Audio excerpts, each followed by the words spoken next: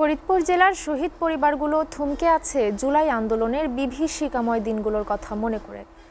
স্বজন হারানোর বেদনা আর মনের যন্ত্রণা আজও তাদের তাড়া করে বেড়ায়। এ বিষয়ে বিস্তারিত জানাতে ফরিদপুর থেকে সরাসরি যুক্ত হচ্ছেন সহকর্মী সুজাউজ্জামান জুয়েল। জুয়েল, শহীদ পরিবারের সদস্যরা সহযোগিতা ও বিচার নিয়ে কি বলছেন আমাদের জানাবেন।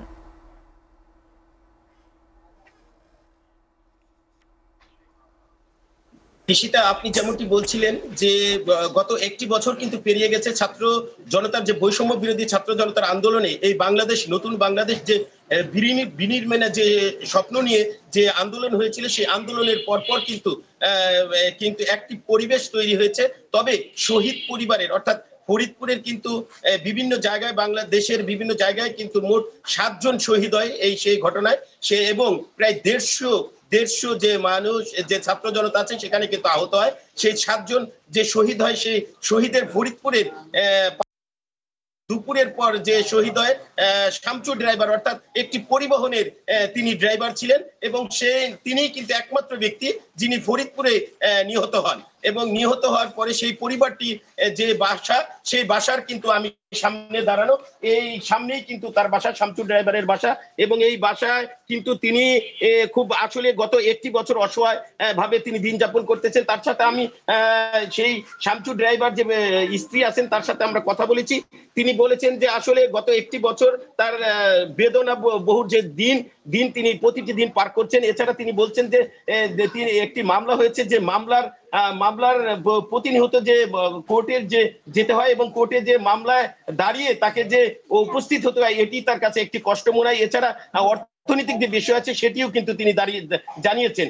আমরা ছাত্র জনতার যেই বিপ্লব হয়েছিল এবং যে আন্দোলন হয়েছিল সেই আন্দোলনের সম্মুখ সারি এক যোদ্ধা যিনি এই ফরিদপুরের গত একটি বছর বিভিন্ন সময় নেতৃত্ব দিয়েছেন সেই নেতৃত্বে দেওয়া এক ব্যক্তি যিনি হচ্ছেন সজল, যে বিভিন্ন সময় তিনি এই ছাত্র জনতা আহত নিহতদের পাশে দাঁড়িয়েছেন এবং বিভিন্নভাবে সহযোগিতা করেছেন। আমরা তার কাছে একটু জানতে চাই যে এই ছাত্র জনতার যে আন্দোলন যেই অর্জন সেই অর্জনটি আসলে কতটুকু পালন হয়েছে গত এক বছর। আসসালামু আলাইকুম। আমরা সেই আকাঙ্ক্ষা ইচ্ছা নিয়ে এই আন্দোলনে যুক্ত হয়েছিলাম, বলতে পারেন তার সিংহভাগই পূরণ হয়নি। তবে একটি বিপ্লবে আপনি পৃথিবীর সবকিছু বা একটা দেশের সবকিছু অর্জন করে ফেলবেন এটাও সম্ভব না।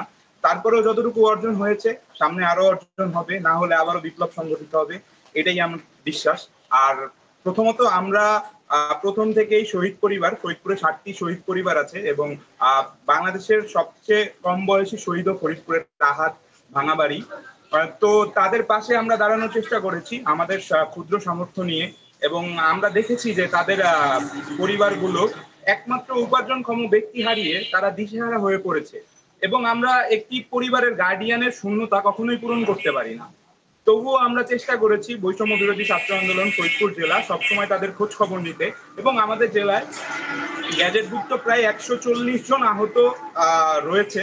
এর মধ্যে গুরুতর আহত যারা ছিল বা যাদের বিভিন্ন সময় সরকারি চিকিৎসার প্রয়োজন পড়েছে এখনো পড়ছে, আমরা প্রত্যেক জনের পাশে দাঁড়ানোর চেষ্টা করছি আমাদের ক্ষুদ্র সামর্থ্যের জায়গা থেকে। কতটুকু পেরেছি জানি না, বাট আমাদের চেষ্টা চলমান আছে। ইনশাল্লাহ আগামী বাংলাদেশ বিনির্মাণে আমরা ঐক্যবদ্ধ থাকবো এবং চেষ্টা করে যাব ইনশাল্লাহ। আপনি শুনছিলেন যে আসলে জুলাই বিপ্লবের যে সম্মুখ সারির যোদ্ধা তিনি কিন্তু জানাচ্ছিলেন যে আসলে কিভাবে ফরিদপুরের আহত এবং নিহতদের পাশে দাঁড়িয়েছেন। এই ছিল সর্বশেষ। ঈশিতা, আপনি চলে যাবো আপনার কাছে স্টুডিওতে।